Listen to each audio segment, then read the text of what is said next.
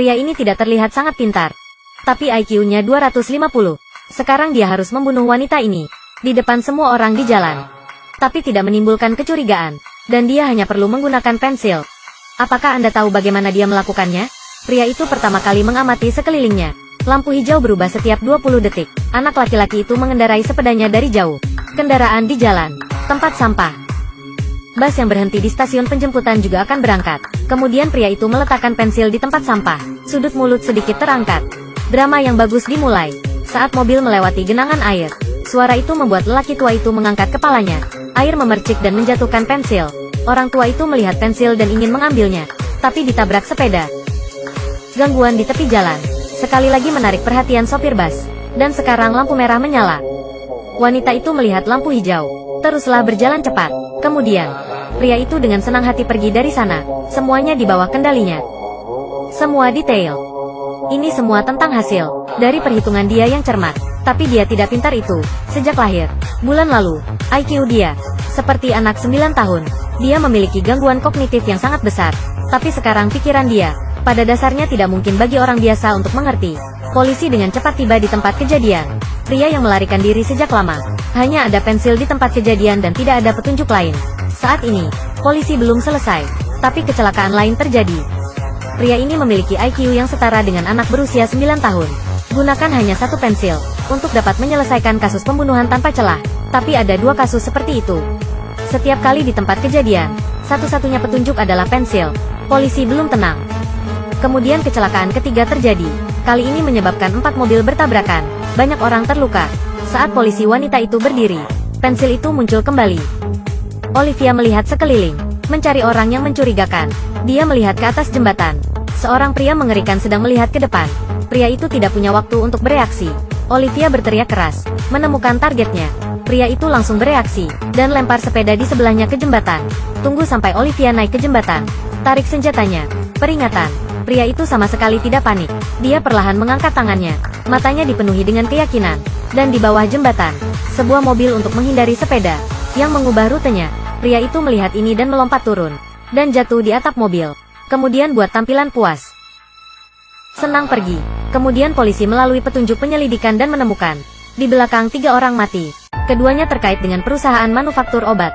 Mereka segera pergi ke perusahaan ini untuk menyelidiki. Belum masuk. Mendeteksi sesuatu yang tidak biasa. Semua orang di sini menggunakan pensil ini. Kemudian dokter di sini memberitahu polisi. Setahun yang lalu mereka mulai meneliti jenis obat intelektual.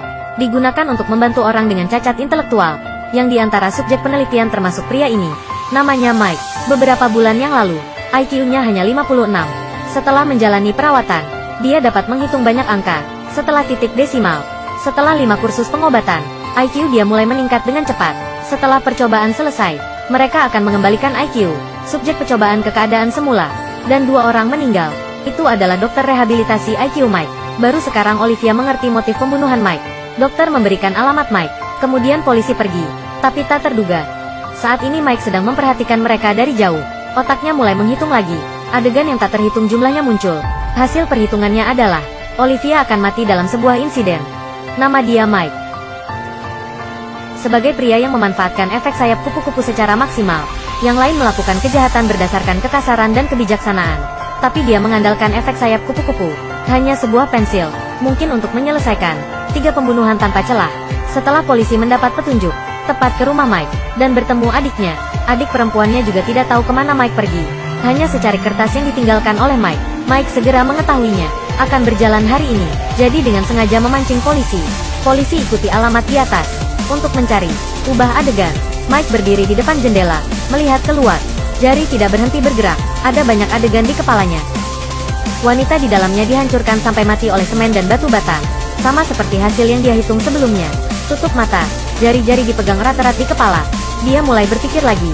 Untuk tidak lewatkan detail apapun, wanita mengambil oksigen. Tanda pinggir jalan, rute yang dia ambil.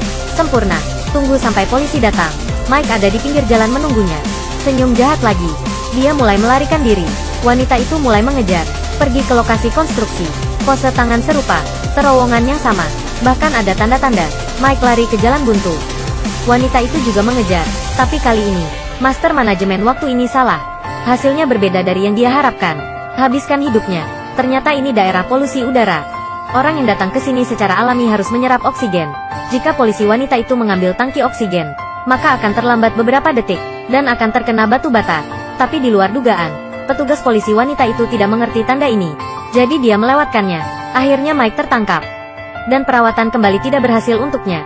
IQ-nya meningkat begitu cepat. IQ-nya sekarang, orang biasa tidak bisa mengerti. Satu-satunya yang memahami dia, hanya komputer.